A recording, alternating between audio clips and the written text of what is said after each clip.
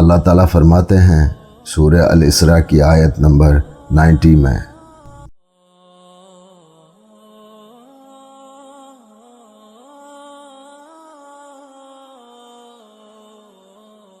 یہ بنی اسرائیل کے لوگ کہتے ہیں کہ ہم تم پر تب تک ایمان لے کر نہیں آئیں گے جب تک کہ تم ہمارے لیے زمین سے پانی کا کوئی چشمہ نہ بہا دو۔ دے چیلنج ٹو دا پروفٹ، اور رسول اللہ صلی اللہ علیہ وسلم سے بنی اسرائیل کے یہ لوگ اسی طرح معجزات دکھانے کی باتیں کرنے لگے جیسے کہ یہ لوگ اپنے سے پہلے کے انبیاء اکرام سے کر چکے ہیں۔ اور جب بنی اسرائیل کو دین کی اور توحید کی دعوت دی تو یہ لوگ کہنے لگے کہ بھلا ہم تمہارے اوپر ایمان کیوں لے کر آئیں؟ ہاں، لیکن اگر تم پانی کا ایک چشمہ ہمارے لیے بہا لاؤ۔ لیکن یہ لوگ تب بھی ایمان نہ لاتے۔ ان لوگوں کا یہ سب طلب کرنا صرف ایک بہانہ تھا، کیونکہ اصل مسئلہ ہدایت کی تلاش نہیں بلکہ حق کو تسلیم نہ کرنا تھا، حق کو قبول نہ کرنا تھا۔ یہ ان لوگوں کی ایک ضد تھی کہ وہ لوگ حق کو قبول ہی نہیں کرنا چاہتے تھے۔ ان لوگوں کو معجزات دکھائے گئے، ان لوگوں کو بڑے بڑے معجزات دکھائے گئے، لیکن پھر بھی یہ لوگ ایمان لے کر نہیں آئے۔ لیکن ان کی ضد اور ان کا انکار برقرار رہا۔ یہ وہ لوگ ہیں جو حق کا سامنا ہونے کے باوجود بھی ایمان نہ لے کر آئے، اور آج تک یہ لوگ حق سامنے ہونے کے باوجود ایمان پہ نہیں آئے۔ اللہ تعالیٰ ایک اور جگہ فرماتے ہیں اس قوم کے بارے میں جو یہ الگ الگ مختلف قسم کی ڈیمانڈز اور معجزات دکھانے کی باتیں انبیاء اکرام کو کرتے تھے۔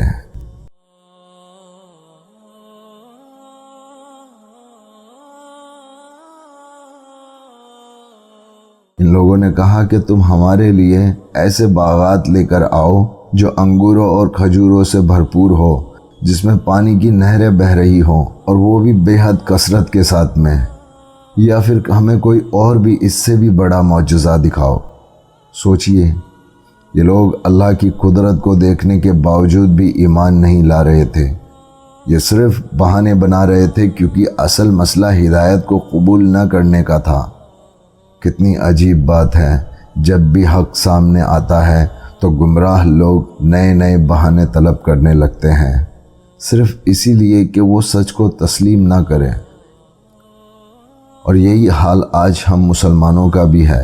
مسلمانوں میں بھی بہت سارے ایسے لوگ ہیں جو آج معجزات کی باتیں کرتے ہیں، اللہ کی نشانیوں کو دیکھنے کے باوجود بھی ہدایت کی طرف نہیں آتے۔ اللہ تعالیٰ ایک اور جگہ فرماتے ہیں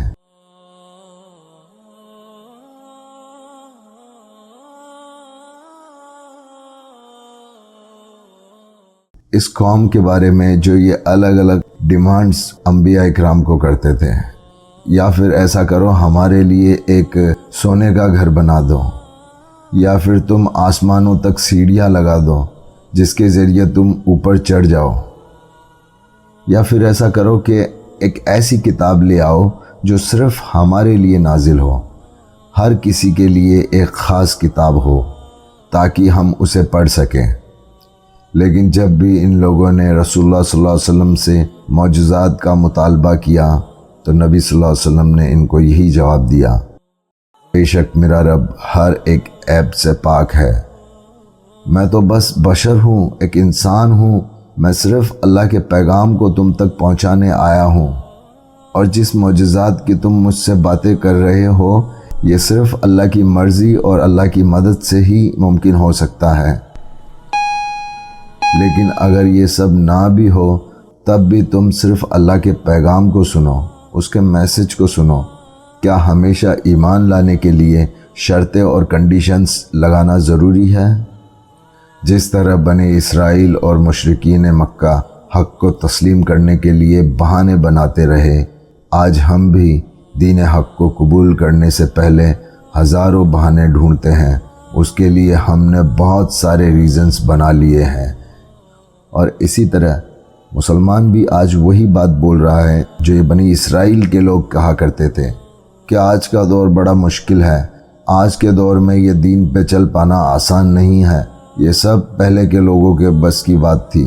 میری فیملی کا میرے اوپر بہت زیادہ پریشر ہے، فیملی کی ذمہ داریوں میں بہت زیادہ بیزی ہوں، कुछ तो ये भी कहते हैं कि अगर मैंने दाढ़ी रख ली तो लोग मुझे एक्सेप्ट नहीं करेंगे, माशरा मुझे कबूल नहीं करेगा। अगर मैंने हिजाब पहन लिया तो मेरे हुस्न की, मेरी खूबसूरती की नुमाइश कौन करेगा, कौन तारीफ़ करेगा, कौन मुझे अप्रिसिएशन देगा अगर हिजाब पहन लिया तो।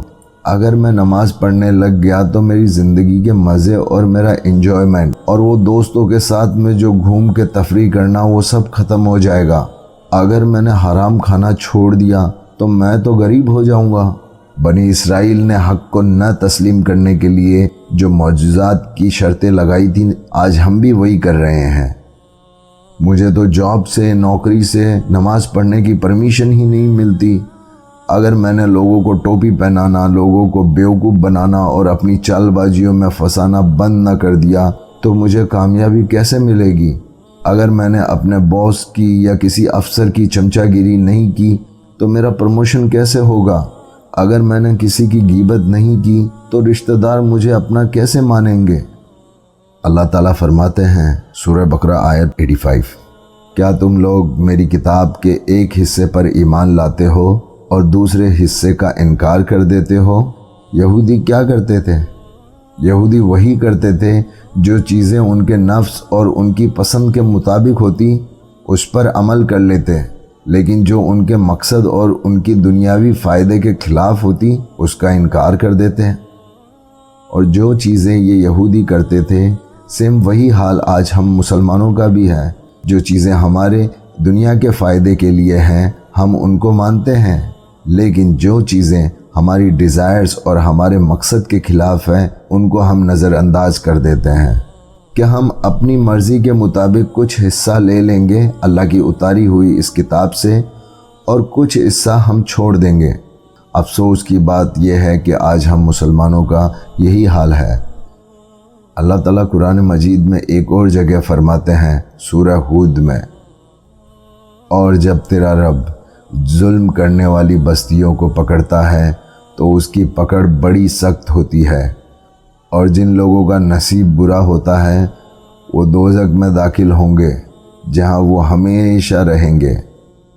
और इन्हीं गुनाहों और बीमारियों के साथ वो कौमें थी जिन पर अल्लाह का अज़ाब नाजिल हुआ था। उन कौमों के अंदर सेम यही बीमारियां थी जो आज मुसलमानों के अंदर है। आज मुसलमानों की यूनिटी का क्या हाल है? ये जो हालात हैं क्या ये अल्लाह का रहम है?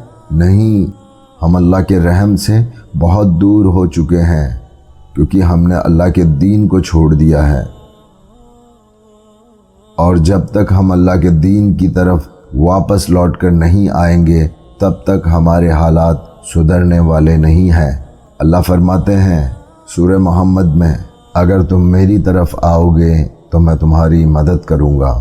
तो देर अब भी नहीं हुई है मेरे दोस्तों, वापस आ जाओ अल्लाह की तरफ, कबूल कर लो उसका पूरा पूरा दीन।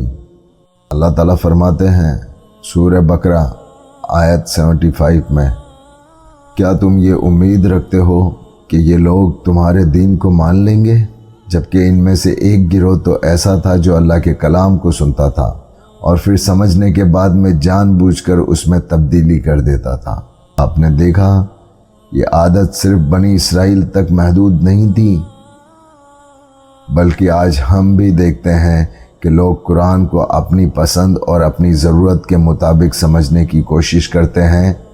जो चीज़ अपने मतलब की लगी उसे मान लिया और जो पसंद नहीं आई उसका कोई दूसरा ही मतलब निकाल दिया। लेकिन अल्लाह ने हमें ये नहीं सिखाया।